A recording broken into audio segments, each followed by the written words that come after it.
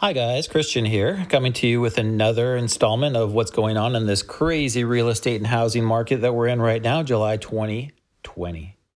So, what we found out from the latest article is that over 32% of Americans aren't making their full housing payment. That's with rent and mortgage payments. That's up from 30% in June. So, the amount of distressed homeowners continues to increase. Americans are extremely concerned about evictions and foreclosures.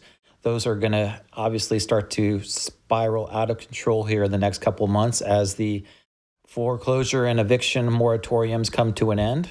Coronavirus is continuing to discourage people from moving, so there are still a lack of properties on the market, and buyers are clamoring for whatever they can get their hands on. What we saw in June was that the economy started to open back up again, and people did start to go back to work. The unemployment rate fell to 11%.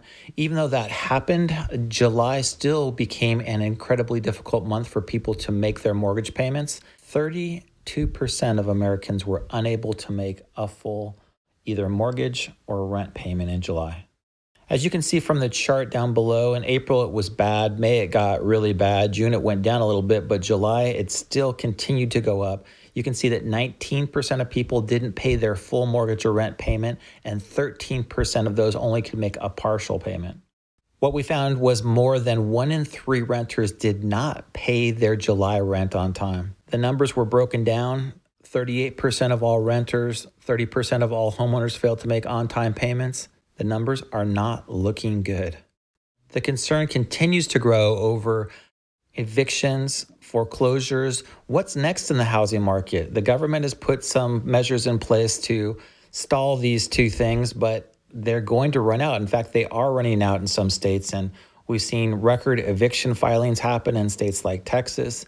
Over 1 in 5 people now are either very or extremely concerned about being evicted. Also, the share of homeowners concerned about being foreclosed on went up to 17%.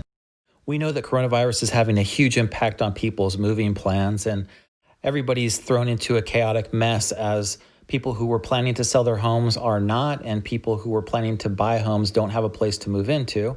We know that layoffs are going to go up. We know that people's unemployment is going to go up. Lockdowns are happening again. It's not a pretty sight.